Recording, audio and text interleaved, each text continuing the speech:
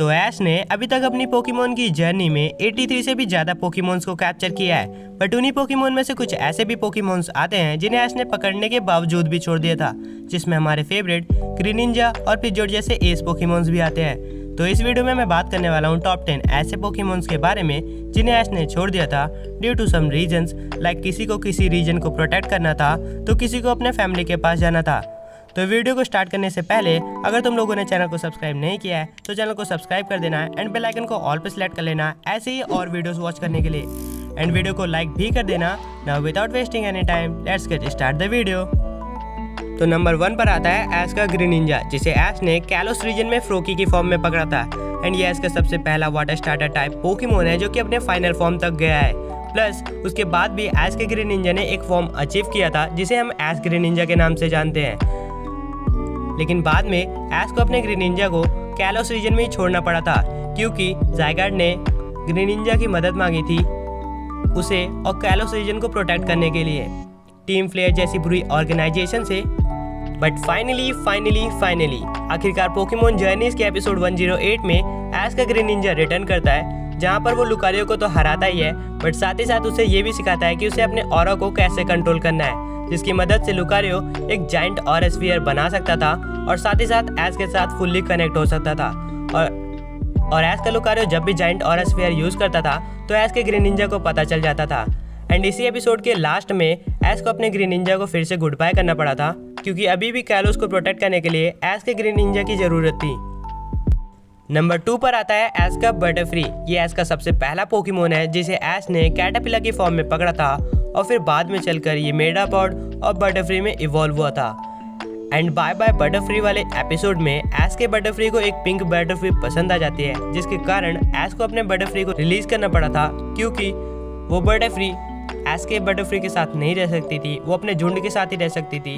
So that's why ऐश को अपने Butterfree को रिलीज करना पड़ा था एंड फिर ऐश का बटरफ्री भी उस पिंक बटरफ्री के साथ चला जाता है। तो नंबर 3 पर आता है ऐश का लैप्रेस, जिसे ऐश ने ऑरेंज लीग में सफर करते हुए पकड़ा था, जहाँ पर कुछ लोग एक जख्मी लैप्रेस के बच्चे को परेशान कर रहे थे तो ऐश ने उसे बचाया था एंड फिर बाद में चलकर वो जख्मी लैप्रेस का बच्चा ऐश का फ्रेंड बन जाता है, जिसके बाद ऐश उसे कैप्चर कर लेता है। और फिर कुछ एपिसोड्स बीत जाने के बाद एक एपिसोड में लैप्रेस की पूरी फैमिली वापस आ जाती है और तब ऐश को लगता है कि लैप्रेस की खुशी अपने परिवार के साथ जाने में ही है, तो इसीलिए अपना काइंड हार्टेड ऐश अपने लैप्रेस को रिलीज कर देता है, जिसके बाद लैप्रेस अपनी पूरी फैमिली के साथ वापस चली जाती है। एंड फिर कुछ एपिसोड्स बीतने के बाद लैप्रेस वापस आती है एंड ऐश से मिलती है एंड फिर से अपनी फैमिली के साथ चली जाती है। तो नंबर 4 पर आता है ऐश का स्क्वार्टल। वेल, ये पोकेमोन स्क्वार्टल स्क्वाड का टीम लीडर तो है ही, बट साथ ही साथ ऐश का सबसे पहला वाटर स्टार्टर टाइप पोकेमोन है। एनीवेज, इसे ऐश ने पकड़ा था भरोसे से, टीम रॉकेट इसे पकड़ना चाहती थी बट ऐश ने इसे बचा लिया था। फिर उसी एपिसोड के एंड में स्क्वार्टल ऐश के पास खुद आया था, जिसके बाद ऐश ने उसे पकड़ लिया था। But after many episodes team Squirtle squad को अपने बॉस की ज़रूरत थी, तो ऐश ने स्क्वार्टल को उसकी टीम के पास ही छोड़ दिया था, जिसके बाद अभी तक ऐश ने अपने स्क्वार्टल को कभी भी बुलाया नहीं है। तो हम वेट कर रहे हैं कि ऐश अपने स्क्वार्टल को कब बुलाएगा। बट एनीवेज, नाउ बढ़ते हैं अपने अगले पोकेमोन की तरफ। तो नंबर 5 पर आता है ऐश का पिजियोट। तो ऐश ने इसे पिजियोडो की फॉर्म में पकड़ा था, जिसके बाद इसने ऐश के साथ मिलकर बहुत सारी बैटल्स लड़ी थी। एंड आफ्टर सम टाइम एक एपिसोड आता है जिसमें ऐश का पिजियोडो पिजीज को बचाने के लिए फ्यूरो से लड़ने लगता है एंड लड़ते लड़ते ही वो पिजियोट में इवॉल्व हो जाता है, जिसके बाद पिजियोट बड़े ही आसानी से फ्यूरो को हरा देता है। एंड उसी एपिसोड के एंड में ऐश अपने पिजियोट को वहीं पर छोड़ देता है उन पिजीज को प्रोटेक्ट करने के लिए, और फिर ऐश अपने पिजियोट को कहता है कि मैं एक दिन तुम्हें जरूर लेने आऊँगा। एंड तब से लेकर आज तक हम लोग वेट कर रहे हैं कि ऐश अपने पिजियोट को कब लेने आएगा, लेकिन भाई अपने ऐश ने तो आज तक कभी ना पिजियोट को बुलाया और ना ही कभी अपने पिजियोट के पास गया उसे लेने के लिए। नंबर 6 पर आता है ऐश का गुड्रा, जिसे ऐश ने घूमी की फॉर्म में पकड़ा था और फिर आगे चलकर घूमी ने बहुत सारी बैटल्स लड़ी, जिसके कारण वो स्लीगो और गुड्रा में इवॉल्व हो गया।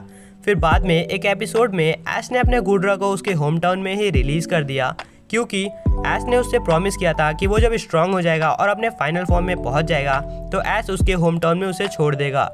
और एक सूडो लेजेंडरी पोकेमोन होने के कारण ऐश का गुड्रा बहुत ही ज़्यादा स्ट्रांग था, बट साथ ही साथ ये एक लौता ऐसा पोकेमोन था जिसे ऐश ने रिलीज करने के बावजूद भी एक बैटल के लिए वापस बुलाया था। आई मीन कैलोस लीग में ऐश ने एलान के साथ लड़ते टाइम अपने गुड्रा को वापस बुलाया था एलान के बैटल में लड़ने के लिए, और फिर बाद में उसे ऐश ने उसके होम टाउन में फिर से छोड़ दिया था। नंबर 7 पर आता है ऐश का प्राइमेप, जो कि ऐश का सबसे पहला फाइटिंग टाइप पोकेमोन है और इसे ऐश ने कैच किया था कैंटो रीजन में। कुछ एपिसोड्स के बाद एपिसोड 39 में ऐश के प्राइमेप को दिखाया जाता है, जहां पर एक टूर्नामेंट हो रहा था एंड उस टूर्नामेंट में आप सिर्फ अपने फाइटिंग टाइप पोकेमोन को ही यूज़ कर सकते थे। तो ऐश ने भी डिसाइड किया था कि वो अपने फाइटिंग टाइप पोकेमोन प्राइमेप को यूज़ करेगा। तो उस टूर्नामेंट में शुरू में तो ऐश का प्राइमेप ऐश पर ट्रस्ट नहीं कर रहा था, बट जब ऐश ने इस टूर्नामेंट के फर्स्ट राउंड में प्राइमेप को सेव किया था एक सीरियस इंजरी होने से, तो अपना प्राइमेप ऐश पे ट्रस्ट करने लगता है, जिसके बाद ऐश का प्राइमेप इस टूर्नामेंट को जीत जाता है। एंड इन्हीं सब के बीच में एक एंथनी नाम का बंदा प्राइमेप के अंदर उस फाइटिंग स्पिरिट को देखता है जिसकी उसे तलाश थी, जिसके कारण वो ऐश को ऑफर करता है कि अगर ऐश अपना प्राइमेप उसके पास छोड़ता है तो वो प्राइमेप को एक चैंपियन फाइटर बना देगा। एंड इन द एंड ऐश प्राइमेप की भलाई के लिए उसे एंथनी के पास ही छोड़ देता है। तो नंबर 8 पर आता है ऐश का नागानाडेल, जिसे ऐश ने पोइपल की फॉर्म में पकड़ा था। तो बेसिकली ये ऐश का सबसे पहला अल्ट्रा बीस्ट टाइप पोकेमोन है एंड इसे ऐश ने पकड़ा था अलोला रीजन में, जहाँ पर ये ऐश और पिकाचू को बहुत ही ज़्यादा पसंद करता था, स्पेशली पिकाचू के थंडर को।